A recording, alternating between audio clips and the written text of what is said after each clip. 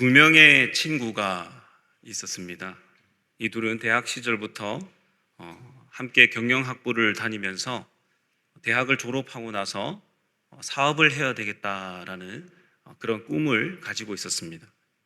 졸업 후에 각자 직장 생활을 하던 중에 드디어 마음속에 품었던 사업 아이템을 얻게 되었습니다. 그들은 함께 자료를 모으고 시장 조사를 했습니다. 시장의 상황과 리스크, 자금의 흐름까지 하나하나 다 분석을 했습니다. 하지만 시간이 지나면서 두 사람의 반응은 각기 달라졌습니다. 한 친구는 점점 걱정이 커져갔습니다. 지금 시작하다 망하면 어떻게 하지? 경쟁 업체가 너무 많잖아. 지금 경제 상황도 좋지 않은 걸. 이 친구는 더 많은 데이터를 모으고 더 철저한 준비를 하자며 실행을 미루기 시작했습니다. 반면 다른 친구는 이렇게 말했습니다. 확실하지 않지만 지금이 아니면 기회가 없어. 위험하지만 해볼 만한 가치가 있어.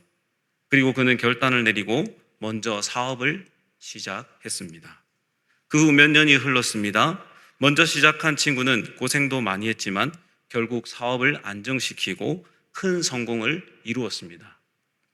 그런데 끝까지 망설이던 친구는 결국 이렇게 말하며 후회를 했습니다.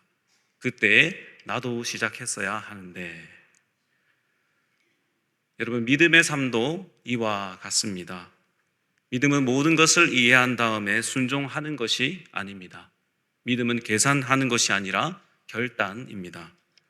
우리는 종종 하나님, 확신이 들면 이 일을 시작하겠습니다 라고 말할 때가 있습니다. 하지만 하나님께서는 어떻게 말씀하십니까? 내가 너를 인도할 테니 오늘 한 걸음을 내디뎌라. 오늘 본문에도 하나님 말씀에 순종함으로 발걸음을 내디딘 한 사람이 등장하고 있습니다. 그 사람 바로 아브라함입니다. 성경은 아브라함을 모든 믿는 자의 아버지, 믿음의 조상이라고 표현합니다. 과연 아브라함의 믿음은 어떠했는지, 아브라함에게는 어떠한 인생의 어려움이 있었는지 오늘 말씀을 통해서 살펴보고자 합니다. 본문의 배경이 되는 창세기는 크게 두 부분으로 나눌 수 있습니다. 창세기 1장에서 11장까지는 하나님의 창조로 시작해서 펼쳐지는 세계사입니다. 그럼 12장부터 50장까지는 어떤 이야기입니까? 하나님이 선택하신 믿음의 족장들의 이야기, 바로 족장들을 통한 구속사입니다. 그 구속사의 첫 장본인이 바로 믿음의 조상이며 열국의 아비, 그리고 복을 받은 사람 아브라함입니다. 사실 아브라함은 믿음의 가정에서 태어난 사람이 아니었습니다. 그는 모태신앙도 아니었습니다. 아브라함의 아버지 데라는 우상을 섬겼던 사람입니다. 여호수아 24장 2절 말씀을 통해서 이를 확인할 수 있습니다. 여호수아가 모든 백성에게 이르되 이스라엘의 하나님 여호와께서 이같이 말씀하시기를 옛적에 너희의 조상들 곧 아브라함의 아버지 나홀의 아버지 데라가 강 저쪽에서 거주하여 다른 신들을 섬겼으나. 아브라함은 하나님과 전혀 상관없는 삶을 살아갔지만 어느 날 하나님께서 아브라함에게 찾아오셨습니다. 그리고 하나님께서 아브라함에게 말씀하셨습니다. 창세기 12장 1절 말씀이죠. 여호와께서 아브라함에게 이르시되 너는 너의 고향과 친척과 아버지의 집을 떠나 내가 내게 보여줄 땅으로 가라. 여기서 너의 고향, 친척, 아버지의 집이 어디입니까? 메소포타미아의 도시인 갈대아 우르입니다. 이곳은 종교적인 도시로 산당들이 많았습니다. 또한 하란은 북메소포타미아의 고대 도시로서 우상 숭배로 유명한 곳이었습니다. 그러면 하나님께서 왜 아브라함에게 이곳을 떠나라라고 말씀을 하셨을까요? 이곳은 우상과 죄악의 간습에 젖어서 하나님을 온전히 섬길 수 없던 곳이었기 때문입니다. 대부분의 사람들은 환경에 따라서 영향을 받습니다. 이건 아브라함도 예외가 아니었습니다. 그런데 아브라함이 가야 할 목적지, 주소는 어디입니까? 요즘 우리가 원하는 목적지를 찾아갈 때에 우리는 도움을 받는 경우가 있습니다. 아주 유용하게 사용하고 있는 내비게이션이죠. 내비게이션에 주소를 입력하면 경로와 시간까지 다 알려줍니다. 그래서 이 목적지까지, 해당 목적지까지 얼마나 시간이 걸리고 또 얼마의 통행료가 나오는지 다 미리 정보 제공을 해서 우리는 알 수 있습니다. 내비녀가 알려주는 대로 가기만 하면 정확하게 도착할 수 있습니다. 그런데 아브라함 당시에는 이런 내비게이션이 없었습니다. 정확한 주소도 없었습니다. 약도도 없었습니다. 그저 아브라함이 알고 있는 주소는 내가 내게 보여줄 땅입니다. 여러분, 이거 한번 생각해 보면 얼마나 무모합니까? 그래서 히브리서 기자는 창세기 말씀에 근거해서 히브리서 11장 8절 말씀에 이렇게 말씀합니다. 믿음으로 아브라함은 부르심을 받았을 때에 순종하여 장래의 유업으로 받을 땅에 나아갈새 갈 바를 알지 못하고 나아갔으며. 새 한글 성경을 오늘 본문은 이렇게 말합니다. 믿음으로 아브라함은 부르심을 받았을 때에 듣고 따랐습니다. 그리하여 장차 자기 몫으로 받게 될 곳으로 떠나갔습니다. 자기가 어디로 가는지도 모른 채로. 그럼에도 불구하고 아브라함은 하나님의 말씀에 의지하여 자신이 살고 있던 것을 과감하게 떠났습니다. 그러나 말씀을 깊이 묵상해 보면 창세기 12장 1절에서 내가 내게 보여줄 땅에서 그 땅이란 히브리어로 하아레츠입니다.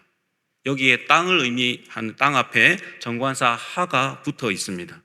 그래서 하나님께서 인도하시는 그 땅이다라는 것을 보여주고 있습니다. 그러나 하나님께서 인도하실 땅, 그 땅이다라는 것을 알고 있었지만 아브라함에게는 그 땅에 대한 구체적인 정보가 없었습니다. 그럼에도 불구하고 아브라함이 자신이 살고 있던 곳을 떠날 수 있었던 이유는 무엇입니까? 바로 하나님께서 그 땅을 주실 것이다 라는 약속의 말씀을 붙잡았기 때문입니다. 아브라함이 이런 약속의 말씀을 붙잡을 수 있었던 것은 하나님에 대한 신뢰가 없었으면 불가능한 것이었습니다. 여러분에게 질문하겠습니다. 여러분, 하나님을 신뢰하십니까? 그렇다면 하나님의 말씀을 붙잡아야 합니다. 흔들리지 않는 말씀, 영원하신 말씀을 붙잡아야 합니다. 우리 모든 성도님들은 하나님의 말씀을 붙잡으시기를 바랍니다. 또한 오늘 본문 8절 말씀에는 장래의 유업으로 받을 땅이라고 말씀을 하는데 이 땅은 바로 가나안 땅이죠. 영적으로는 천국을 의미합니다. 그러나 이 가나안 땅은 아브라함 당대에 받았던 땅이 아닙니다. 본문 9절 말씀에 믿음으로 그가 이방의 땅에 있는 것 같이 약속의 땅에 거류하여 동일한 약속을 유업으로 함께 받은 이삭 및 야곱과 더불어 장막에 거하였으니. 아브라함은 약속의 땅에 도착했지만 이방 사람들처럼 나그네로 살았습니다. 이삭과 야곱도 하나님께로부터 동일한 약속을 받았으나 아브라함처럼 약속의 성취를 보지 못했습니다. 그러나 수백 년 뒤인 여호수아 시대 때에 하나님의 약속이 온전히 성취되었습니다. 우리가 신앙생활을 할 때에 하나님께 기도를 드립니다. 그러나 하나님께 드린 기도가 바로 응답되는 경우도 있죠. 내가 기도한 대로 그 내용대로 원하는 대로 응답되는 경우가 있습니다. 그러나 내가 기도한 대로 이루어지지 않고 내가 원하는 대로 이루어지지 않는다고 해서 기도가 응답되지 않았다라고 생각하면 안 됩니다. 하나님은 때로 거절하시기도 하십니다. 거절하심도 응답입니다. 어떤 경우는 하나님께서도 기다리라 말씀하시고 전혀 다른 방법으로 응답을 주실 때도 있습니다. 우리의 생각과 마음은 급한데 하나님의 응답은 너무나도 더딜 때가 있습니다. 기도가 언제 응답되고 어떤 방식으로 응답될지 우리는 알 수 없습니다. 여러분, 기도는 누구의 영역입니까? 하나님의 영역입니다. 하나님의 주권입니다. 여기서 중요한 부분이 있습니다. 아브라함이 나그네처럼 살았지만 그가 소망을 잃지 않았던 이유가 있습니다. 그 이유가 무엇이었을까요? 아브라함은 하늘 기업을 소망했기 때문입니다. 오늘 본문 10절 말씀, 우리 10절 말씀을 다 같이 한번 읽도록 하겠습니다. 시작. 이는 그가 하나님이 계획하시고 지으실 터가 있는 성을 바랐습니다. 아멘. 아브라함이 이렇게 오랫동안 기다릴 수 있었던 근거는 무엇입니까? 바로 그의 믿음 때문입니다. 오늘 본문에서 믿음이라는 표현이 2번이나 사용되고 있습니다. 8절 상반절에 믿음으로 아브라함은, 9절 상반절에 믿음으로 그가 이방 땅에 있는 것 같이. 사랑하는 성도님 여러분, 진정한 신앙이란 무엇입니까? 기분이 좋으면 하나님의 뜻대로 살아가고 기분이 안 좋으면 내 뜻대로 살아가는 것입니까? 그것이 진정한 신앙일까요? 진정한 신앙은 내 기분과 감정에 따라 결정하는 것이 아닙니다. 주변 사람들의 말에 따라서 결정하는 것도 아닙니다. 진정한 신앙은 믿음으로 하나님 말씀을 따라가는 것입니다. 하나님 말씀을 기준 삼아서 말씀을 따라서 우리의 모든 삶의 부분들을 결정하는 것입니다. 하나님의 말씀을 따라 살아가는 사람을 하나님께서는 오늘도 찾고 계십니다. 우리 성도님들은 변하지 않는 하나님의 말씀을 기준 삼고 말씀을 따라 살아가시기를 바랍니다. 아브라함의 믿음은 안 보고도 믿는 믿음이었습니다. 창세기 12장 4절 말씀에 이에 아브라함이 여호와의 말씀을 따라갔고 롯도 그와 함께 갔으며 아브라함이 하란을 떠날 때에 75세였더라. 아브라함의 삶이 175세, 그의 연수가 175세였습니다. 175세라는 것을 감안하면 75세였던 아브라함의 나이는 안정된 생활을 하면서 부와 명예를 따라갔을 그러한 시기였습니다. 그런데 아브라함이 그곳을 떠나면서 그가 나그네로 살 수밖에 없는 현실에 놓여져 있습니다. 그것도 혼자의 몸이 아닌 아내와 조카와 많은 사람들을 데리고 그가 지금까지 누렸던 그 안정된 지역을 버리고 다른 곳으로 이사를 가야 했습니다. 이 일은 정말로 쉽지 않은 일이었습니다.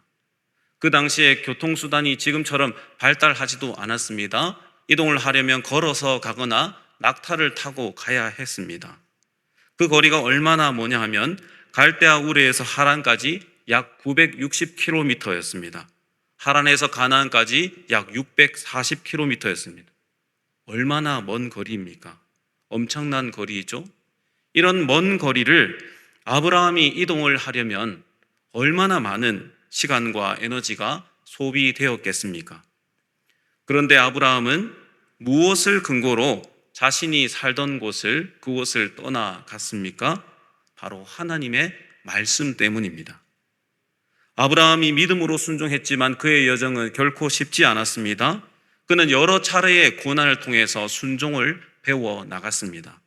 아브라함이 갈대아 우르에서 부르심을 받고 떠나가던 장면을 창세기 11장 31절에서는 이렇게 묘사하고 있습니다. 데라가 그 아들 아브라함과 하란의 아들인 그의 손자 롯과 그의 며느리 아브라함의 아내 사레를 데리고 갈대아인의 우르를 떠나 가나안 땅으로 가고자 하더니 하란에 이르러 거기 거류하였으며. 이 말씀에 아브라함이 하나님 말씀에 순종할 때에 첫 번째 장애물이 나옵니다. 그것은 바로 하란이었습니다. 가나안 땅을 향해 가던 아브라함은 중간 땅인 하란에 머물게 되었습니다. 아브라함은 아버지 데라, 조카 롯, 식구들을 데리고 떠났기 때문에 하란에서 약 5년에서 6년이라는 시간을 보내게 됩니다. 근데 여러분, 하란의 원어적인 의미가 길, 교차로, 마른 땅입니다. 하지만 아브라함은 가나안으로 가려다가 하란에서 머물게 되므로 그곳에서 시간을 낭비하여 지체하게 되었습니다. 그래서 그 땅이 시간을 낭비하여 지체하는 곳이 되어버렸습니다. 아브라함은 하란에서 지체하는 동안 세월을 낭비했습니다. 하란은 가나안으로 가는 길목에 있었지만 하나님께서 아브라함에게 약속하신 땅이 아니었습니다. 여러분, 2025년을 살아가는 여러분에게 아브라함이 머물렀던 하란과 같은 곳은 어디입니까? 그것은 무엇입니까? 하나님께서 명령하셨고 부르셨지만 지금 내가 겪고 있는 편안한 환경과 안락함 때문에 아니 세상의 유혹 때문에 하나님의 순종의 지점과 교차되고 있는, 하나님의 순종이 지체되고 있는 지점은 어디입니까? 하나님이 나를 부르셔서 성도를 삼으시고, 하나님 나를 부르셔서 목회자를 삼아주시고, 하나님 나를 부르셔서 장로와 권사와 집사로 부르셨습니다. 우리는 그렇게 직분을 받은 자들이죠. 그렇지만 시간이 지남에 따라서 처음의 마음은 사라지고 그 직분에 합당하지 못한 삶을 살아가고 있는 것은 아닌지 우리를 한번 돌아볼 수 있기를 바랍니다. 아니면 잠깐 세상이 주는 유익에 취해서 세상의 것을 따라서 하나님 말씀을 멀리하고 예배를 소홀히 하는 모습은 있지는 않은지요? 혹시 우리에게 아브라함이 머물렀던 하란과 같은 장소, 하란과 같은 마음이 있지는 않은지 돌아봐야 될 줄로 믿습니다. 두 번째로 하나님의 말씀을 순종하는 데에 방해물이 있습니다. 바로 데라입니다.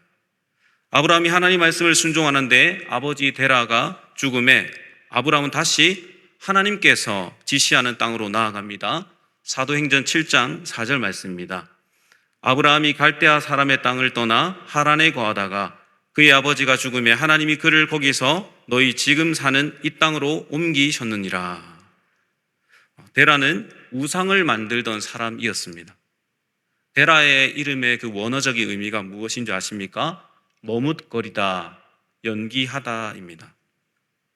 아브라함이 데라 때문에 떠나는 신앙이 아니라 그 자리에 멈춰 있는 신앙이 되었던 것입니다. 아브라함이 데라 때문에 하나님 말씀을 따라서 쫓아가야 함에도 불구하고 계속해서 발걸음을 옮겨야 됨에도 불구하고 그는 그 자리에 멈추었고 머무르는 신앙이 된 것입니다. 혹시 저와 여러분에게도 이렇게 신앙의 진보를 막고 있는 장애물이 있지는 않습니까? 하나님께 결단하고 순종함으로 나아가야 하는데 계속해서 내 마음에 걸림이 있고 머뭇머뭇하는 그러한 일들이 있지는 않습니까? 우리가 잘 알고 있듯이 갈멜산 전투에서 엘리야는 바알과 아세라 선지자 850대 1의 전쟁을 벌였습니다. 이 영적 전투에서 엘리야는 바알과 하나님 사이에서 머뭇머뭇하고 있는 이스라엘 백성들에게 결단을 촉구합니다. 열왕기상 18장 21절 말씀입니다. 엘리야가 모든 백성에게 가까이 나아가 이르되 너희가 어느 때까지 둘 사이에서 머뭇머뭇하려느냐? 여호와가 만일 하나님이면 그를 따르고 바알이 만일 하나님이면 그를 따를지니라 하니 백성이 말 한마디도 대답하지 아니하는지라. 아멘. 이처럼 하나님과 바알 또는 하나님과 세상 앞에서 머뭇머뭇하고 있는 우리의 연약함이 있지는 않습니까? 데라의 영적인 의미는 하나님 앞에서의 순종을 늦추게 만드는 모든 상황과 환경을 뜻합니다. 저와 여러분의 데라는 무엇이며 그러한 상황은 무엇입니까? 여러분, 그러나 오늘 본문 가운데의 아브라함은 이런 우여곡절의 많은 사건과 상황을 지나면서 더디지만 하나님 말씀 앞에 순종하는 믿음의 사람이 되었습니다. 그러므로 하나님께서 저와 여러분에게 주시는 메시지가 있습니다. 그것은 바로 데라와 하란을 넘어서라입니다. 어느 늦가기 신학도의 이야기입니다.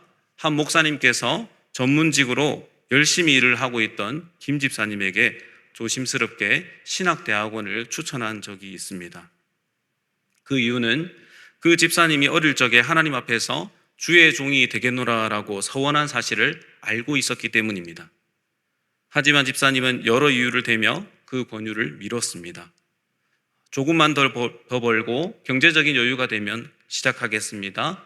지금 박사과정을 하고 있으니 박사학위를 취득하면 무시험 전형으로 입학해서 공부하겠습니다.